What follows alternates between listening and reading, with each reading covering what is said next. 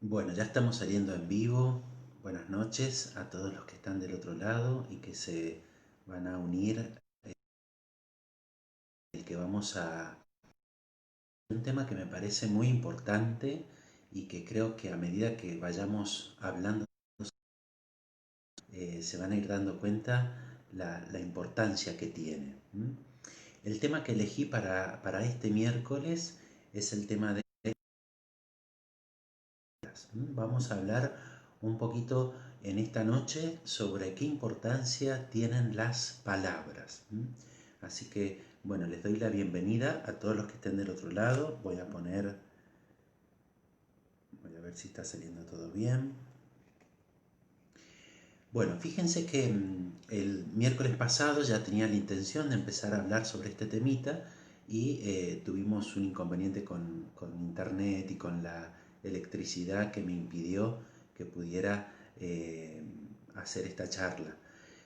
Así que bueno, ojalá Dios quiera que hoy podamos sí estar esta horita juntos, tal vez un poquito menos, reflexionando sobre este tema importante. Vamos directamente al temita.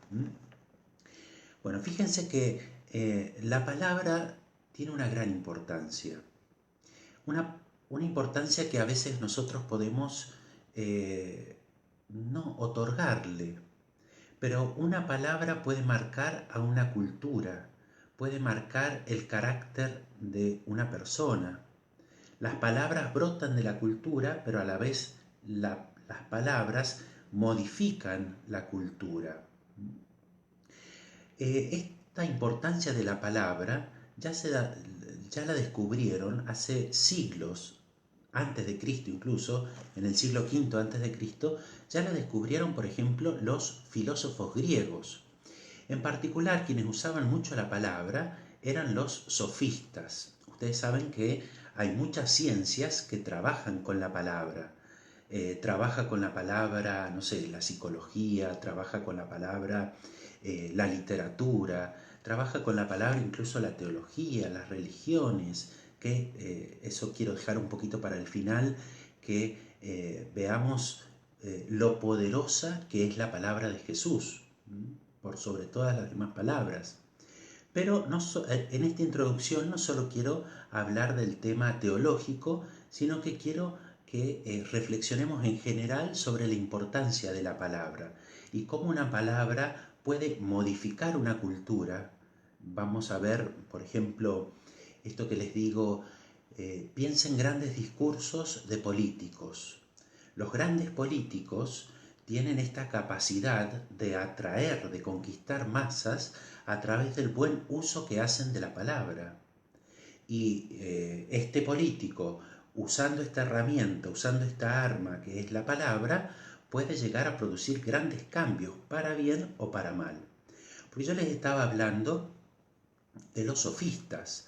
Los sofistas es un movimiento, un grupo de filósofos griegos que allá por el siglo V empiezan a darse cuenta de la importancia de la palabra, de la importancia de la palabra para alcanzar determinados objetivos.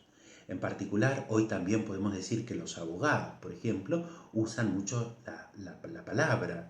Quien mejor argumenta puede ganar un juicio, puede conseguir beneficios. Quien mejor se defiende. Hoy vemos cuántas veces cuando vamos a un hospital, a una oficina pública, y tenemos que hacer valer nuestros derechos o hacernos escuchar, aquel que mejor domina la palabra muchas veces obtiene lo que desea.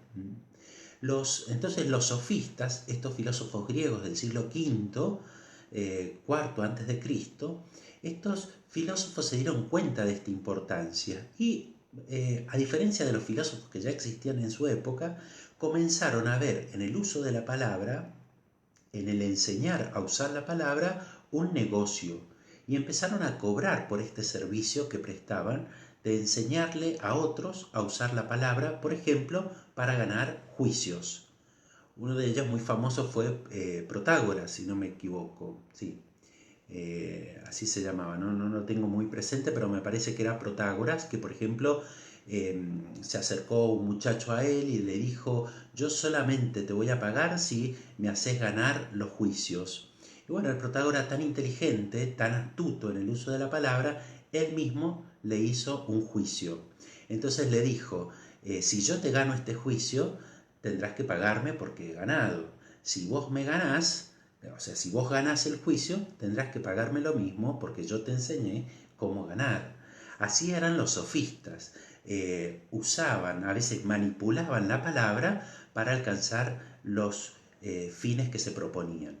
Los sofistas, por ejemplo, fueron sumamente criticados por Sócrates, por Platón, porque, como yo les decía recién, cobraban por este servicio, pero aparte porque había en ellos un desprecio por la verdad, digamos, eran relativistas, todo estaba bien a la hora de adquirir el fin que se proponían, incluso acudir a la mentira.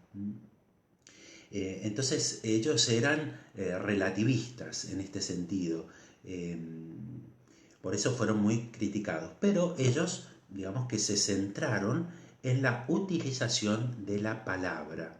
Y por eso son los grandes los que difunden de una manera particular la oratoria, la retórica, que es este arte de aprender a hablar, de aprender a expresar, de saber comunicar, argumentar, de estar atento al modo en el que yo digo las cosas. Todo esto hoy parece de nuevo ponerse de moda porque hay muchísimos cursos. Yo de hecho estoy haciendo ahora un curso y hace poco terminé otro donde justamente te enseñan técnicas para comunicar, para hablar, técnicas para saber transmitir un mensaje que hoy en día es muy importante tener en cuenta. Esto a la hora de evangelizar o un docente que va a enseñar, el mensaje no tiene que ser puramente racional. Hoy en día también se tiene que apelar a que a través de la palabra yo pueda conmover, pueda empatizar, pueda atraer al otro también, porque llego a tocar las fibras íntimas de su ser, de su vida. Bueno, esto un poquito sobre los sofistas, que para muchos eran embaucadores, eran chantas, podríamos decir, porque eh, te vendían un buzón, como decimos nosotros, ¿no? Eh, pero que se supieron valer de la retórica, de la oratoria que tenían y que enseñaban para hacer dinero y para alcanzar los fines que se proponían, para ganar juicios, por ejemplo. Yo les decía que cuántas veces los líderes políticos pueden usar sus discursos para atraer a las masas. Fíjense incluso que se me viene a la mente, dicen que uno de los discursos más importantes de la historia es el discurso que dio Martin Luther King, que justamente un discurso contra el racismo, buscando, hoy que es un tema aún hoy, más de casi 100 años de ese discurso, bueno, bastante menos, porque fue en la década del 60. No soy muy bueno para las matemáticas, pero mucho menos, ¿no? Hace unos 50, 60 años atrás, él dio este discurso ahí en Washington, justamente en épocas de grandes luchas raciales que, como ustedes saben, se siguen dando aún hoy en Estados Unidos.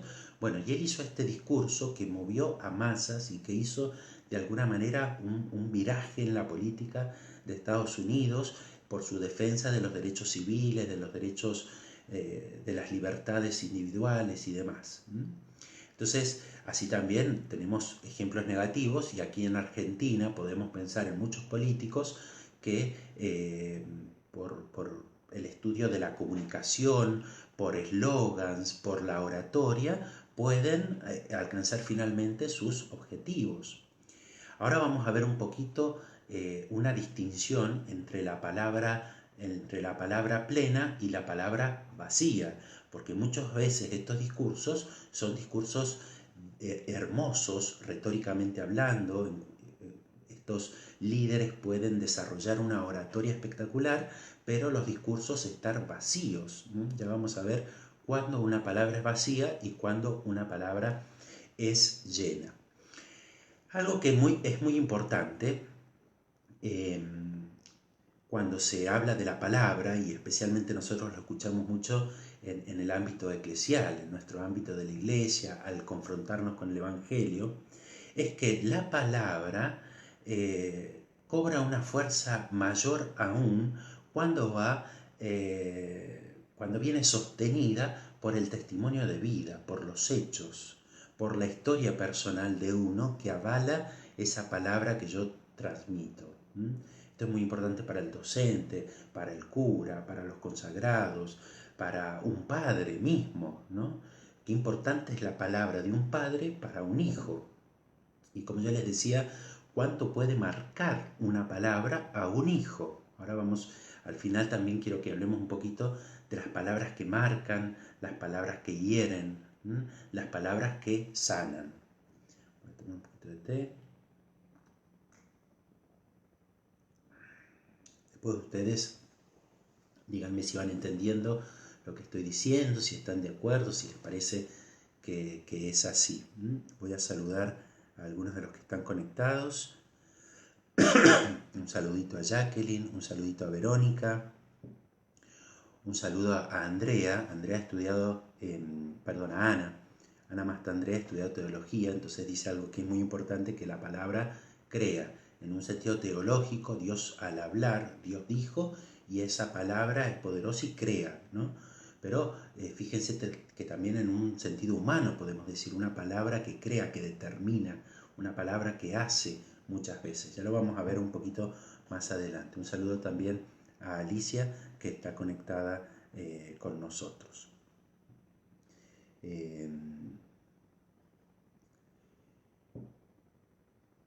Bien. Bueno, entonces, en esta primera parte de la palabra, en la que estamos reflexionando sobre el poder de la palabra, les quise contar sobre los sofistas, estos filósofos griegos que usaron la palabra, aunque no siempre para el bien. Quería mostrarles cómo la palabra crea cultura, cómo la palabra brota de la cultura. Hay palabras que son muy nuestras, de los argentinos. Yo me ponía a pensar en algunas y se me venía a la mente, por ejemplo, gauchada, ¿no? La palabra gauchada tiene toda una historia cultural, todo un contexto. El gaucho es aquel que llueve, truene, haya buen tiempo, capaz que se para en el medio del campo y si te ve que necesitas algo, te da una mano, ¿no? Te hace una gauchada. Y así podríamos decir tantas palabras, ustedes pueden ayudarme si se recuerdan algunas, tantas palabras que brotan, que son tan propias de nuestra cultura, palabras positivas y palabras negativas. Los vagos, y bueno, tantas cosas a veces con connotaciones positivas y otras con connotaciones negativas. Las palabras brotan de la cultura y las palabras tienen el poder de modificar la cultura, era lo que les decía.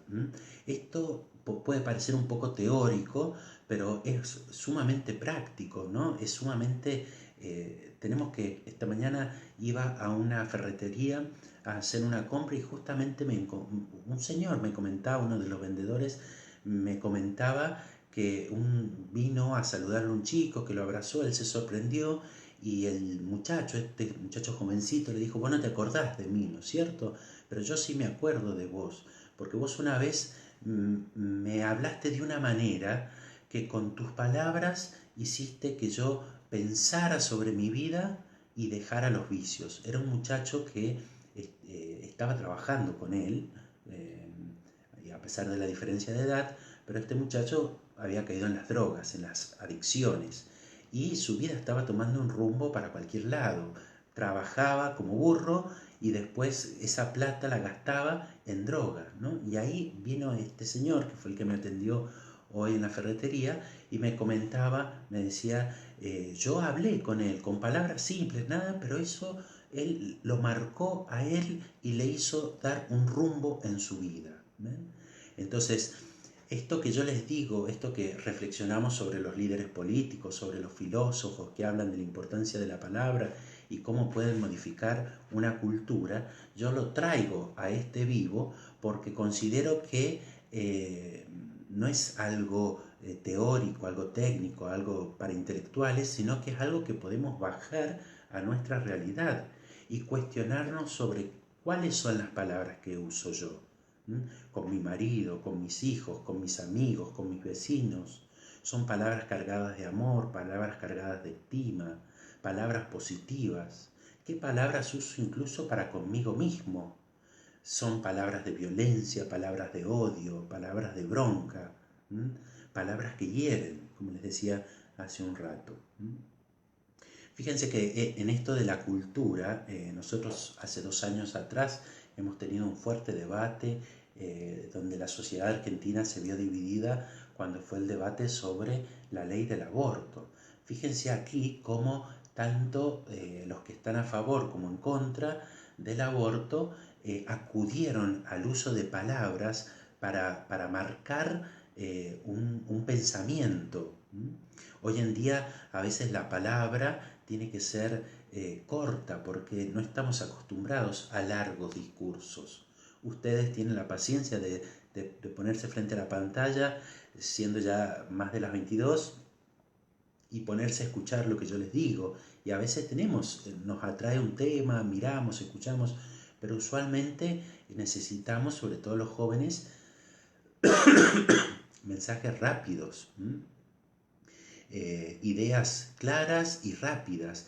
De lo contrario, la paciencia no nos da y abandonamos, dejamos.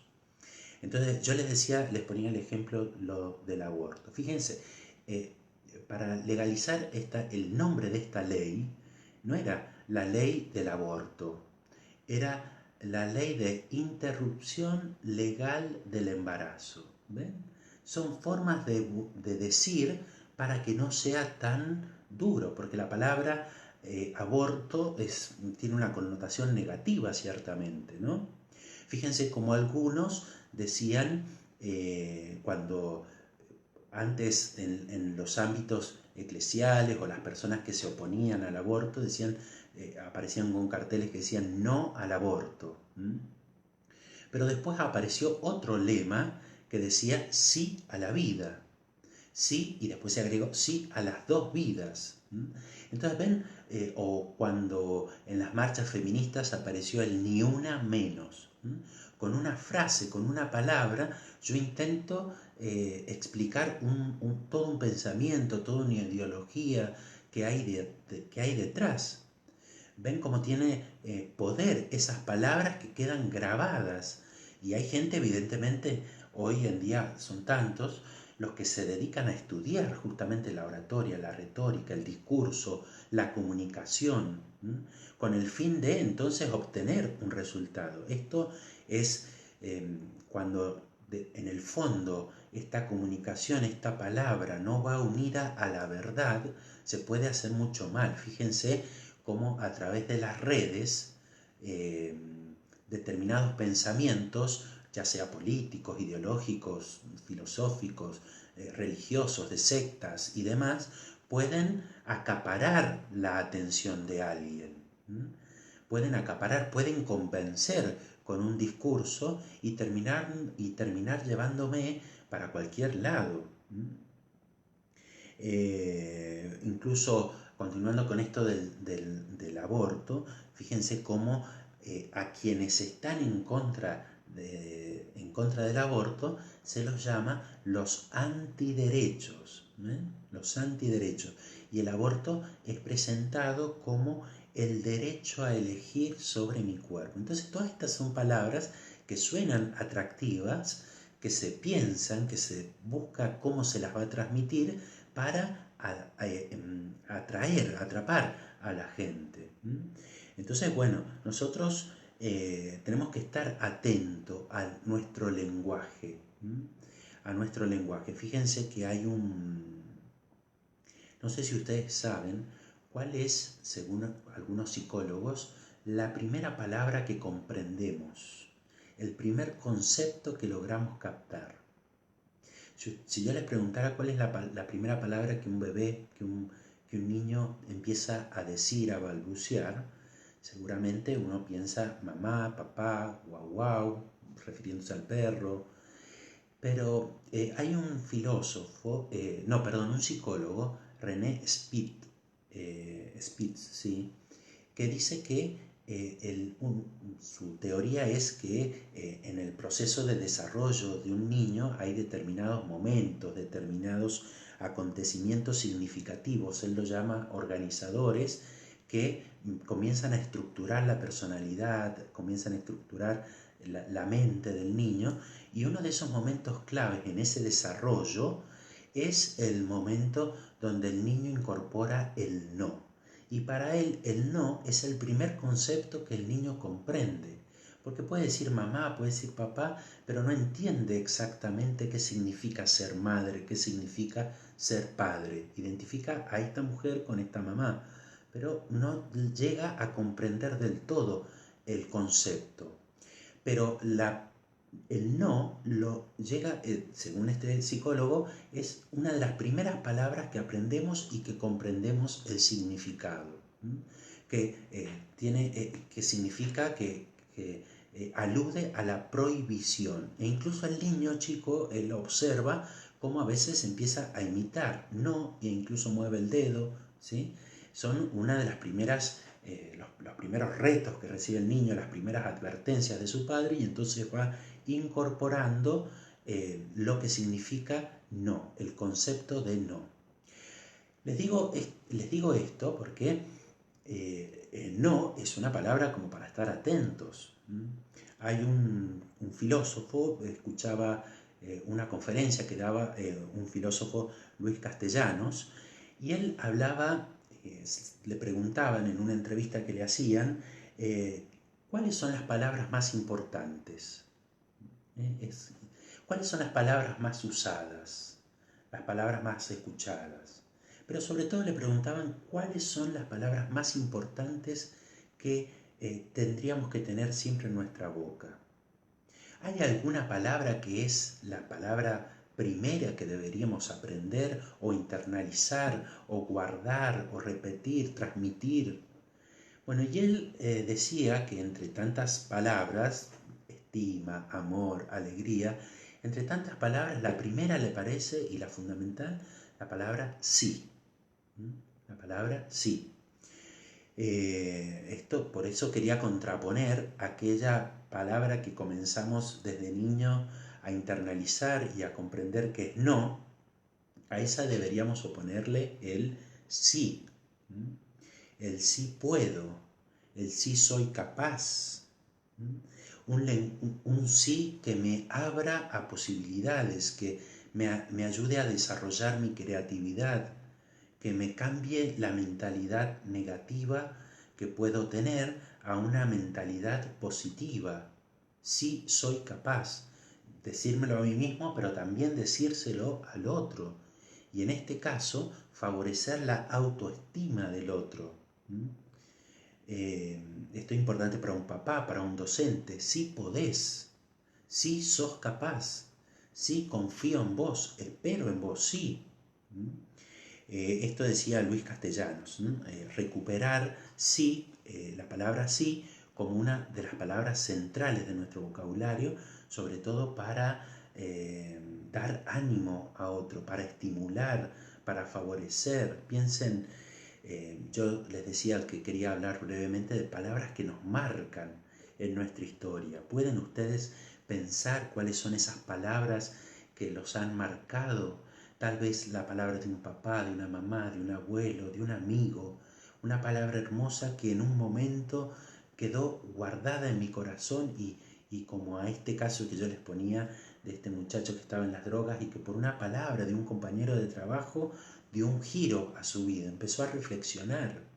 Hay personas que están acostumbradas a escuchar palabras de violencia, palabras de desánimo, palabras que infancia que te digan burro, que te digan animal, que te digan no sos capaz, un marido que ejerce violencia sobre su mujer en la misma pareja, las palabras que nos hieren, las palabras que nos marcan a veces para bien o que nos marcan para mal. ¿Podés en este momento recordar un poquito cuáles son esas palabras que te han marcado? Hay personas que nos marcan y sus palabras nos llegan de un modo particular. Entonces, bueno, en este segundo momento les decía, les ponía como ejemplo del uso del lenguaje, de la importancia del uso del lenguaje y a veces de determinados eslogans, de frases,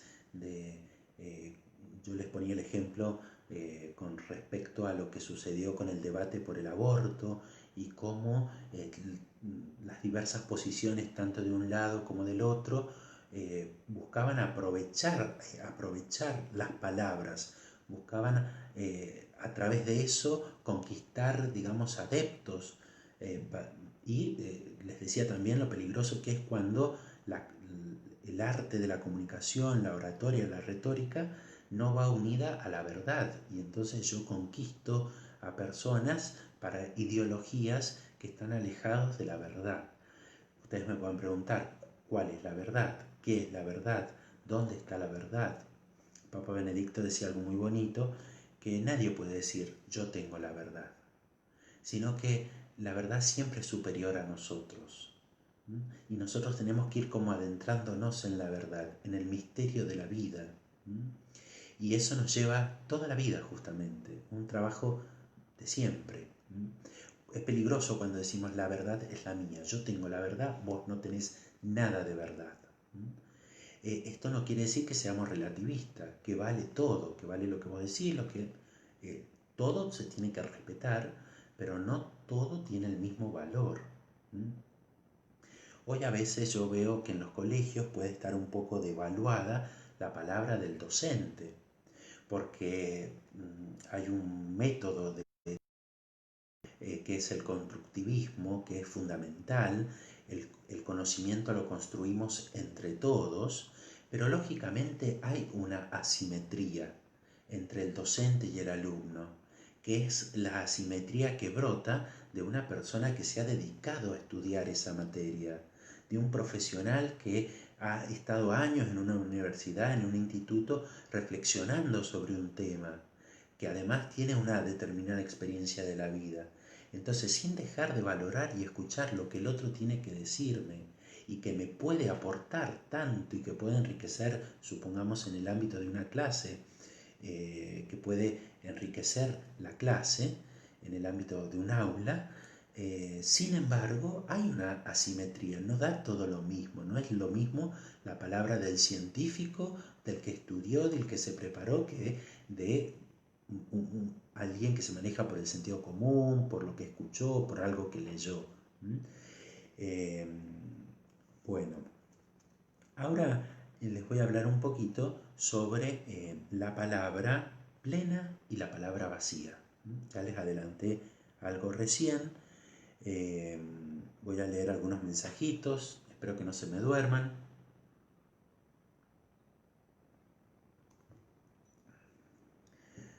A ver los mensajitos que me están dando. Jacqueline dice, exacto, en mi caso llevo 27 años de docente de jardín y la palabra puede marcar a un niño de por vida.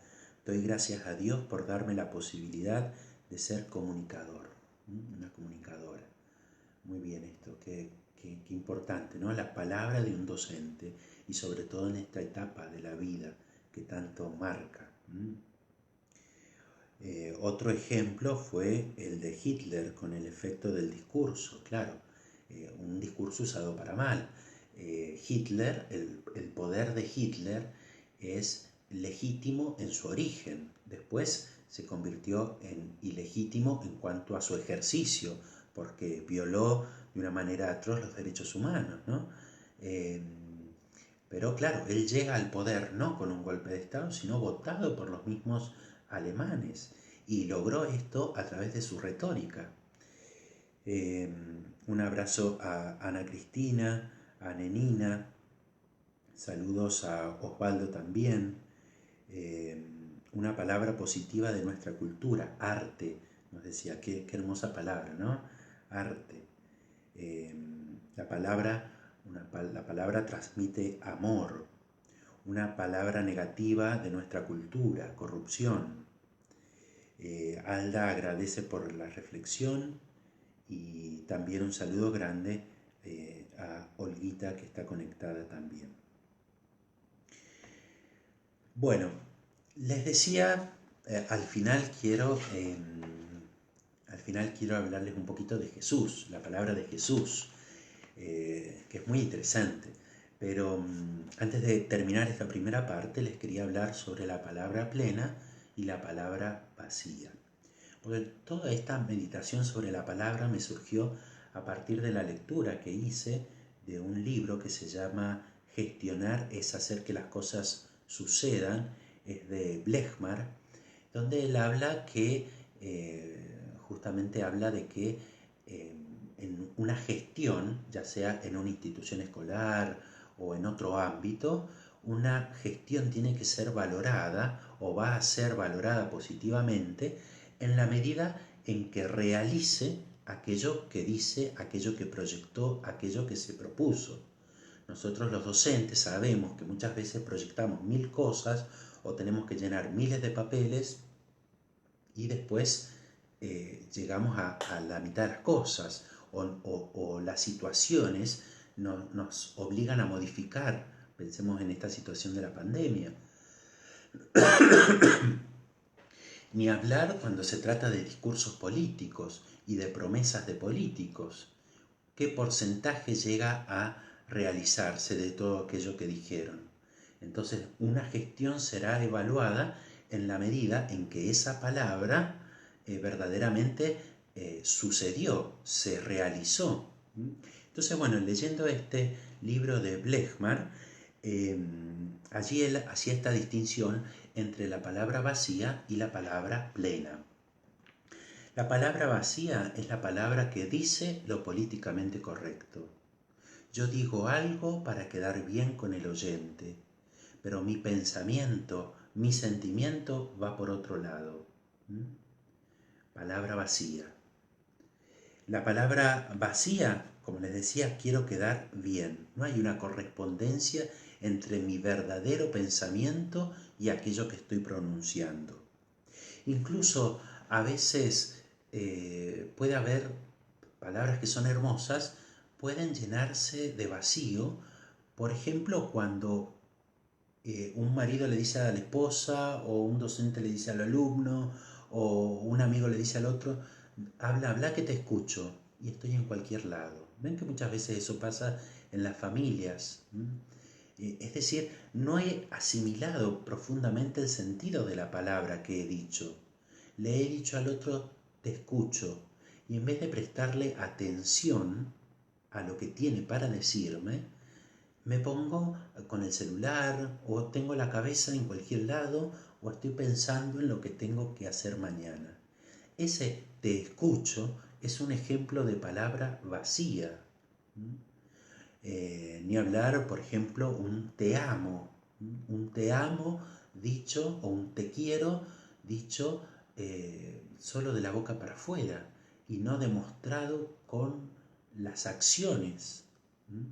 Entonces, Blechmar dice que estas son las palabras vacías, palabras que no se corresponden con lo que verdaderamente siento y con lo que verdaderamente pienso. Ahora, la palabra plena es todo lo contrario. La palabra plena es la palabra que acerca, es la palabra que toca, es la palabra que estimula, que crea confianza, es la palabra en la que hay verdad, hay una correspondencia. Te estoy diciendo lo que pienso, lo que siento. No lo hago para quedar bien con vos. Te estoy diciendo para ayudarte.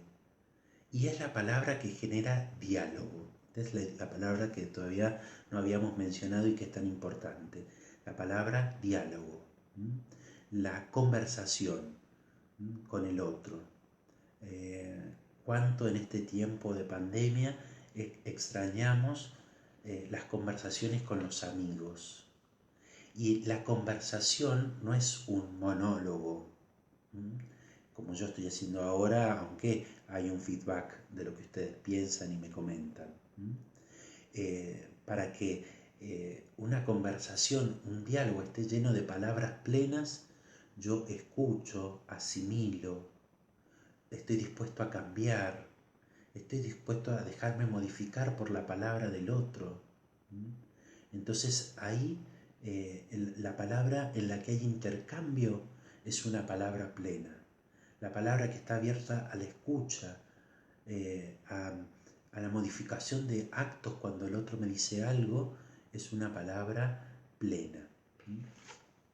Fíjense que con esto terminamos esta primera partecita. La palabra plena es una palabra que tiene que cumplir ciertas condiciones. Esto va a ser muy útil para ustedes. En algún momento, hablando con la licenciada Mariela, mi amiga Mariela Chinelli, hemos hablado sobre esto, sobre la palabra. Aquí Blechmar dice que la palabra plena es la palabra que busca contribuir. Es la palabra que busca contribuir. No solo se trata de que una palabra plena es descargarme de lo que se me pasa por dentro. Ven que a veces se alaba la frontalidad. Hay personas que se vanaglorian de decir yo soy frontal y lo que se me viene a la mente te lo digo y punto. Y si no te gusta, jodete. Una cosa así más o menos, ¿no?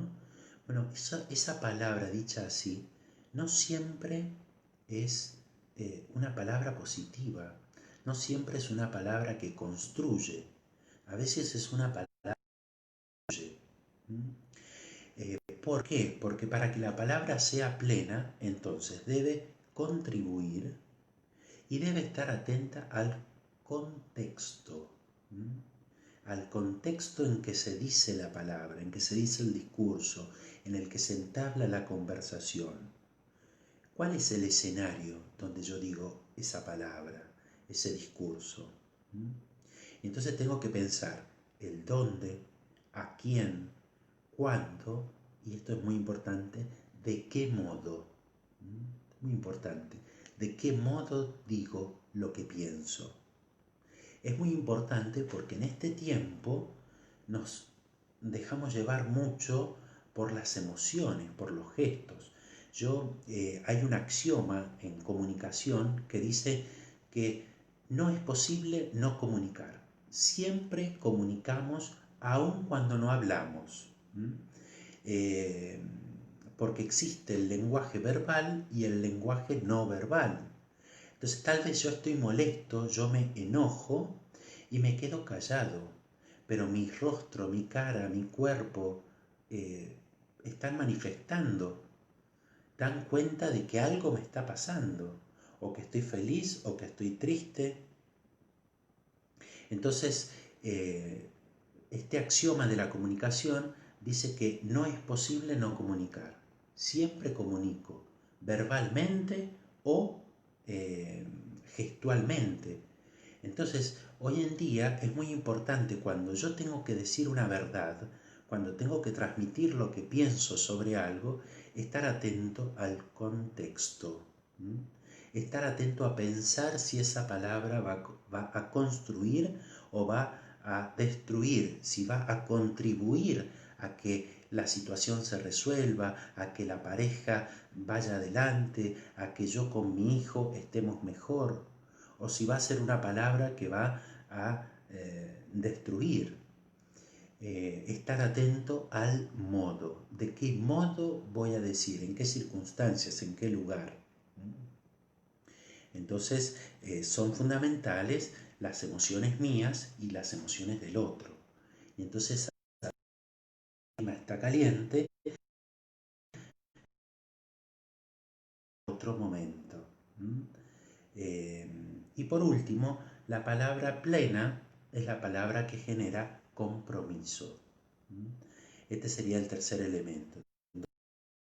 La palabra plena busca contribuir, la palabra atenta al contexto, al escenario, y la palabra plena genera compromisos. Porque si mucho hablamos y después no lo, entonces ese discurso cae en el vacío.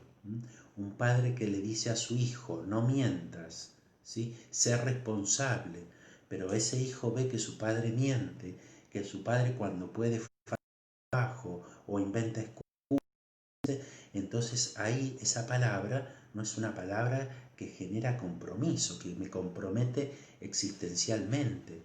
Miren, San Francisco de Asís decía que, les decía a los frailes franciscanos, predica el Evangelio siempre y si es necesario usa palabras. O sea, repito, predica el Evangelio siempre y si es necesario usa palabras. O sea que con la vida, sobre todo, den testimonio del Evangelio. Ya el Papa Pablo VI, en una encíclica que escribió, Evangelii Nunciandi, decía que el mundo está necesitado más de testigos que de maestros. Y si escucha a los maestros es porque son testigos. Una hermosa frase, no sé si tengo acá la cita, sí, Evangelii Nunciandi, número 41. Ahí el Papa Pablo VI dice esto. El mundo está necesitado de testigos más que de maestros. Y si escucha a los maestros es porque son testigos. Muy bien, vamos un poquito a adentrarnos en Jesús. A ver si hay algún comentario.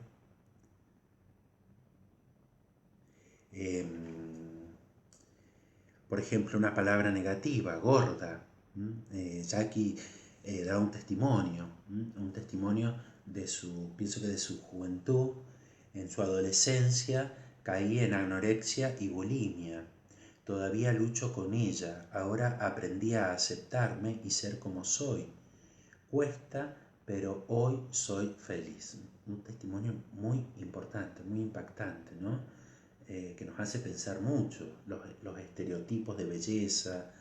eh, entonces, como una palabra marca, gorda, bruto, bruta, animal, torpe. eh, un saludito a Adriana. Ana dice ser consecuente con la palabra dicha. Claro, exacto, lo que estábamos diciendo en este último momento, citando a San Francisco y también citando al Papa Pablo VI. Bueno, quisiera terminar esta reflexión eh, yendo un poquito al Evangelio, a la palabra de Jesús. Porque entonces el hombre, el ser humano, tiene esta capacidad, tiene este poder en su lenguaje, en sus palabras, en su lenguaje verbal y no verbal. Puede herir, pero también puede sanar. Entonces, los que somos docentes, los sacerdotes, los consagrados, los catequistas, la esposa con su esposo, el esposo con su esposa, los padres con los hijos con los padres, los amigos, hacer hincapié y desarrollar un lenguaje positivo, un lenguaje que sea más sí que no. Por supuesto, esto no siempre interpretándolo bien, ¿no?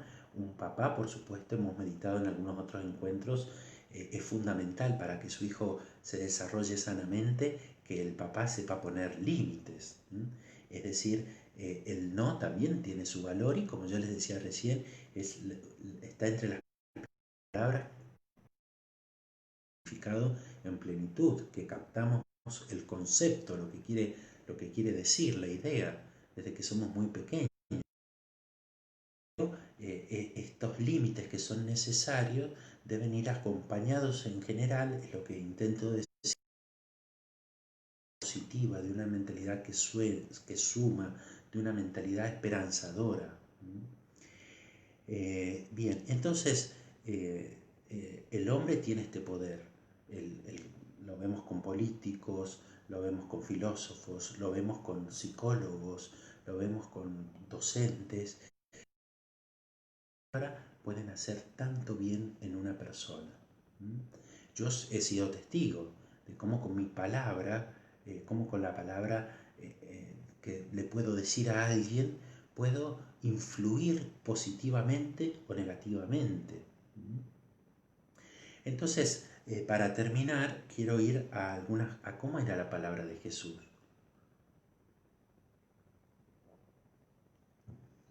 Si la palabra del hombre sana, imagínense la palabra de Dios, la palabra de Jesús, que justamente nos llega a nosotros en raras ocasiones en la historia directamente, es decir, a través de una revelación, a través de un sueño que pasó a José, palabra directamente del ángel, a través de Dios mismo en una revelación que nos es dicha.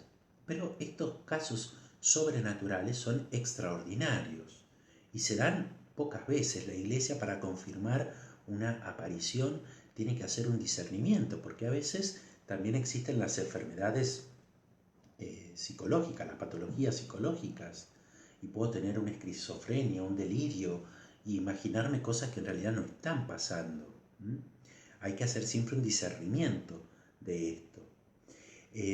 Pero Dios nos transmite su palabra, nos transmite su mensaje de amor a través de los hombres, a través de sus mismas criaturas. Y no solo el sacerdote, sino todo cristiano. En primer lugar, la Sagrada Escritura, la palabra de Dios, nos es transmitida a través de la Sagrada Escritura escrita a lo largo de siglos por autores inspirados por Él. Pero el Espíritu Santo sigue obrando en la iglesia y entonces esa palabra se hace vida, por ejemplo, en una Eucaristía, en una misa. Y esa palabra escrita hace siglos, hace milenios, se actualiza de una manera que solo el Espíritu Santo puede lograrlo y me toca el corazón. Ciertamente cuando leo un libro, una historia, una novela, un autor, esa palabra de ese autor me puede tocar, me puede llegar, me puede influenciar. Cada uno podría pensar cuáles son los libros que ha leído a lo largo que me han marcado. A veces hay desafíos en Facebook donde uno publique libros que lo marcaron en su historia. Es interesante y ahí uno va conociendo por ahí libros que no había conocido, que no había leído.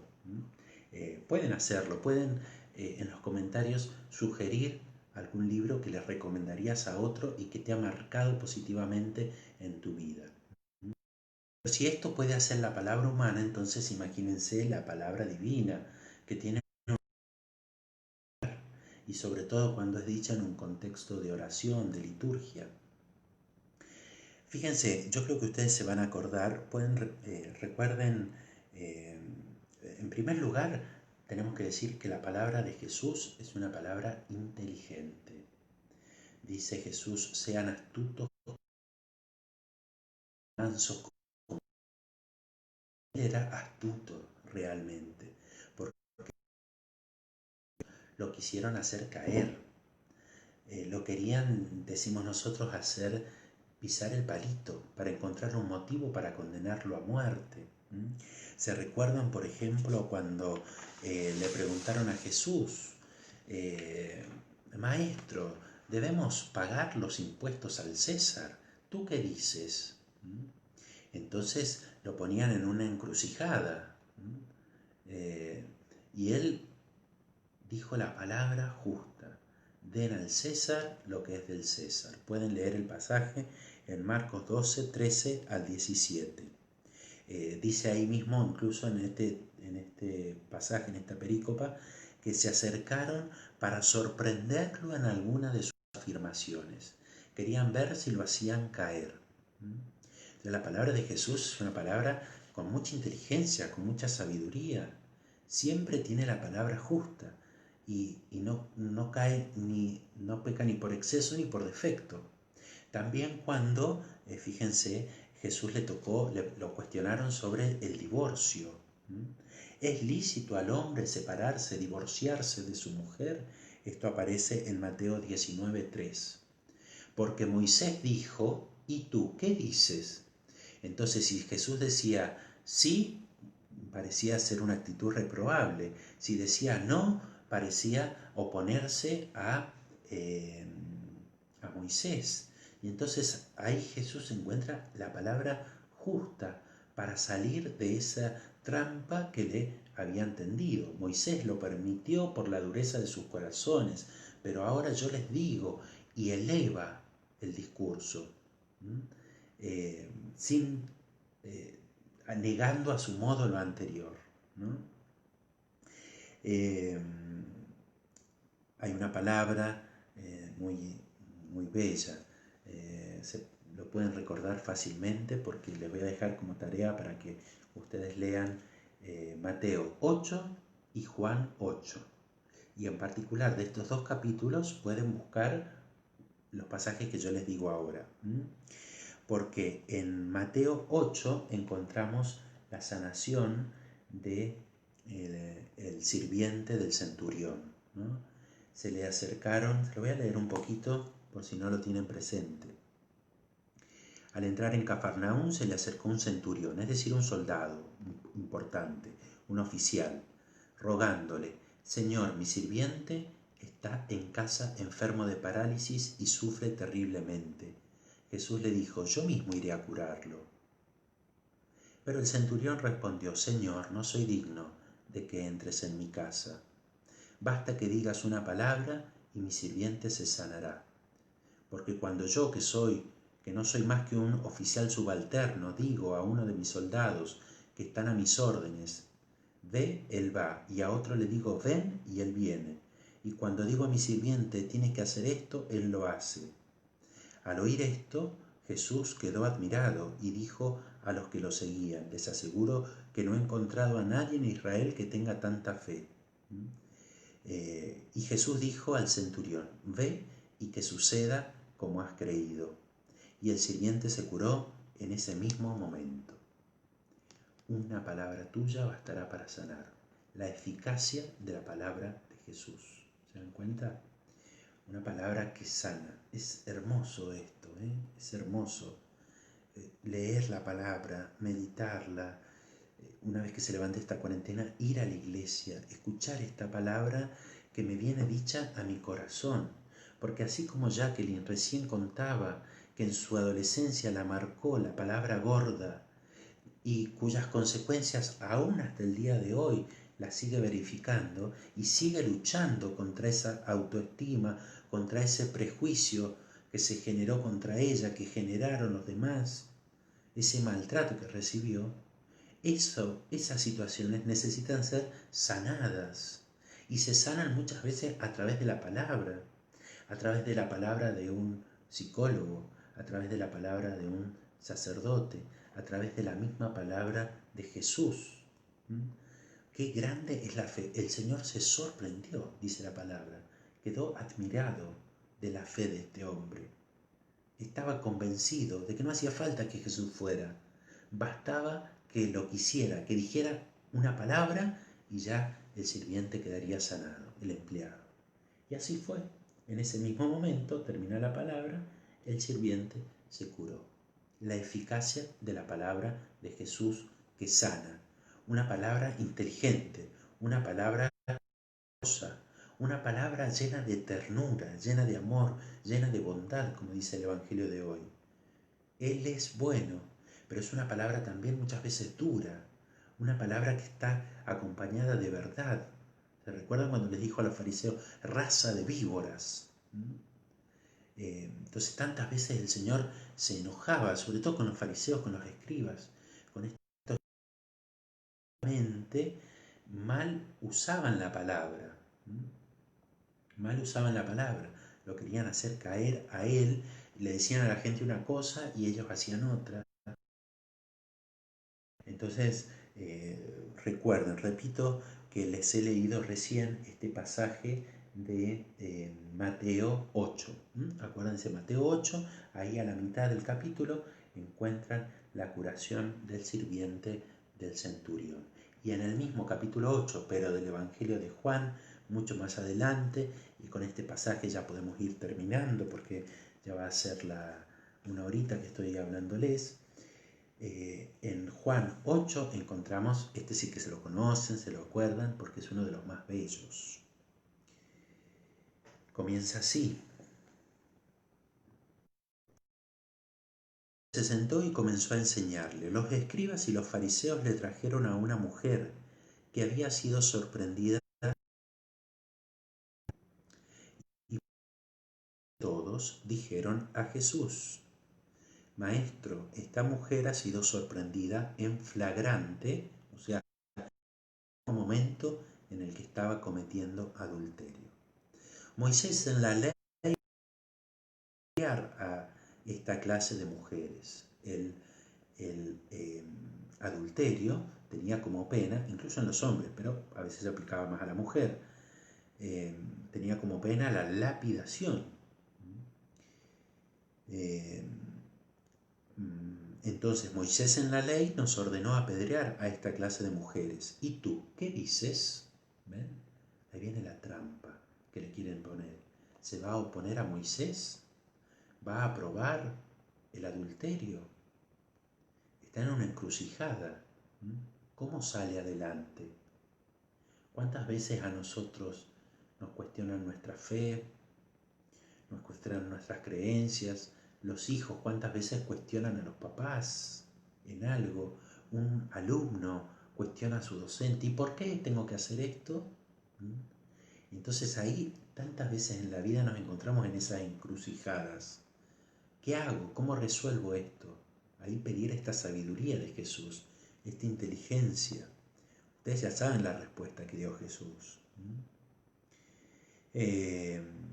Decían esto para ponerlo a prueba a fin de poder acusarlo. Pero Jesús, inclinándose, comenzó a escribir en el suelo con el dedo la palabra escrita. ¿Qué le habrá escrito a la mujer? Quedó entre él y la mujer. Nadie más pudo leer eso.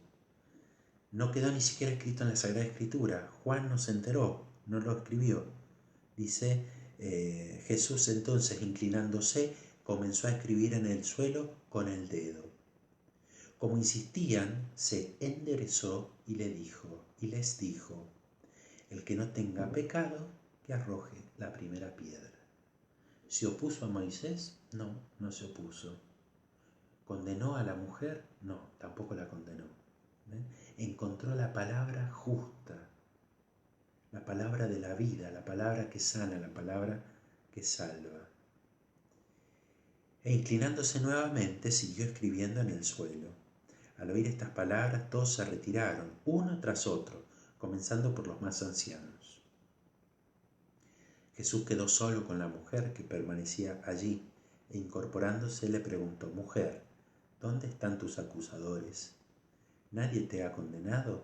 Ella le respondió: Nadie, Señor.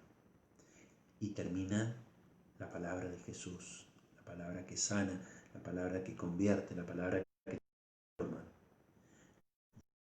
Te condeno, vete y en adelante no peques más. No te condeno, vete, pero transforma tu vida. La palabra de Jesús, una palabra que motiva, ¿ven? No le dice: seguí con la vida que llevas. La invita a la conversión, la invita a algo superior, la invita a una transformación. Pero ¿cómo habrán quedado en esta mujer? No se sabe si era prostituta, muchas veces se lo llama la prostituta, ¿no? Pero acá nos habla de que era adúltera. Pero ¿cuántas veces Jesús tiene palabras de tanto amor con las prostitutas? Con las mujeres en particular, que en estas sociedades, en la sociedad hebrea, especialmente en estas épocas, si aún hoy a veces se lucha contra determinadas formas de machismo, imagínense en esta época. Y Jesús se acerca con una palabra que sana, que da vida, no solo a la mujer, sino a todas las minorías, a todos los que sufrían, los que eran descartados, los paralíticos, los leprosos.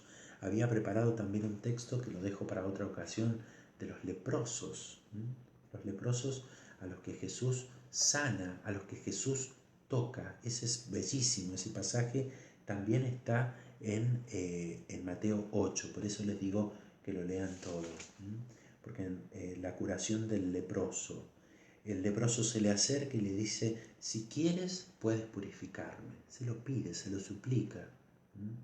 Jesús extendió la mano y lo tocó. ¿Se acuerdan que yo les decía, la palabra plena es la palabra que toca al otro? Entonces acá Jesús dice y toca al leproso. Al tocarlo quedaba impuro, según la ley. Es como si alguien nos dijera, creo que tengo coronavirus. Salimos todos disparando.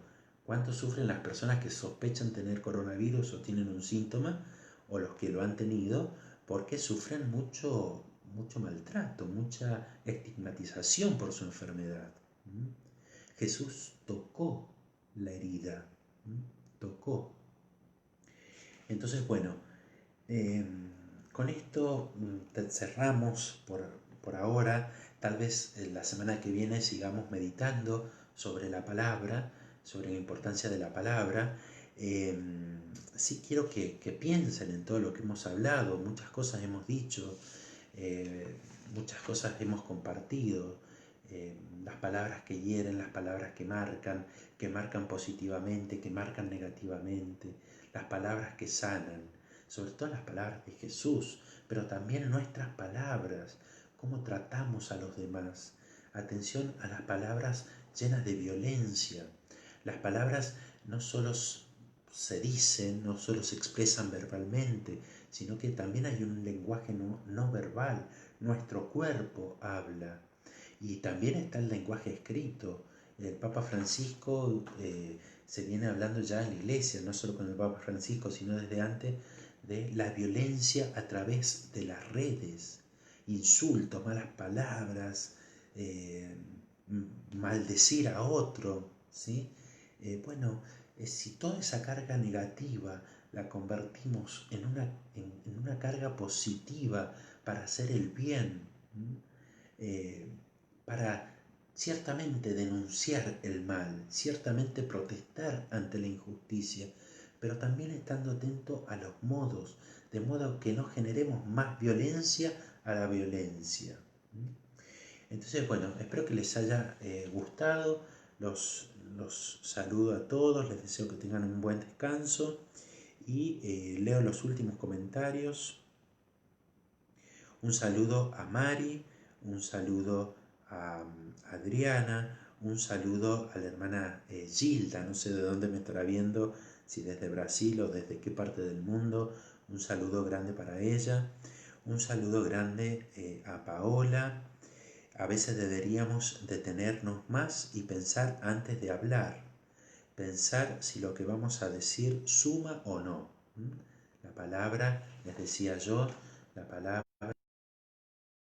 contribuye, suma o no, otra manera de decirlo, la palabra que suma o no, pensar antes de hablar, porque quizás sea momento de callar o de reformular